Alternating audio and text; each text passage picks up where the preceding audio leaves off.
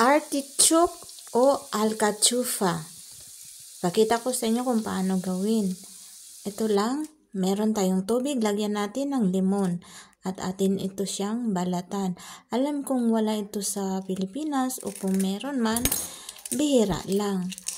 Siguro makikita mo sa mga big supermarket o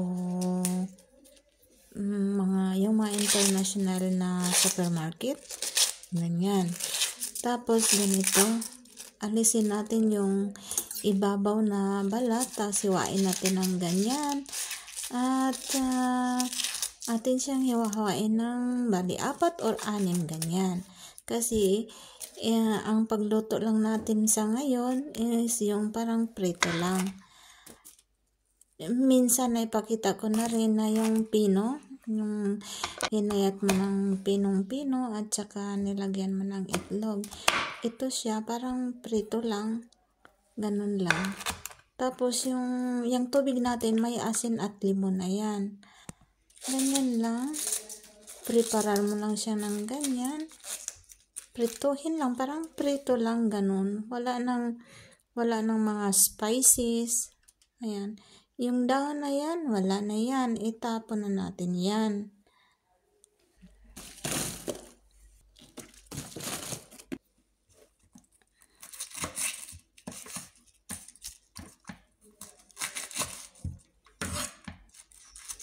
Ganyan lang.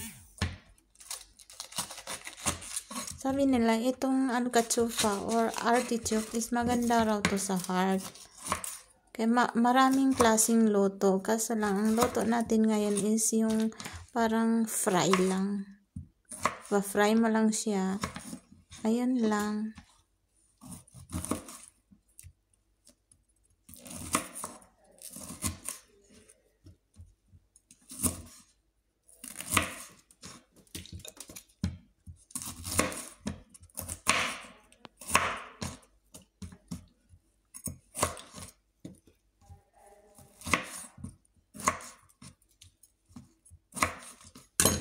Ayan na, at atin na siyang i-drain.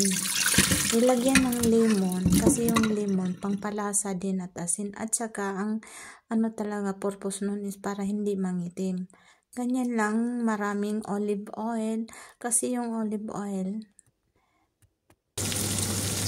ganyan lang, balikan mo hanggang lumambot siya. Dahil sa lumambot na yun na, luto na, ganyan na.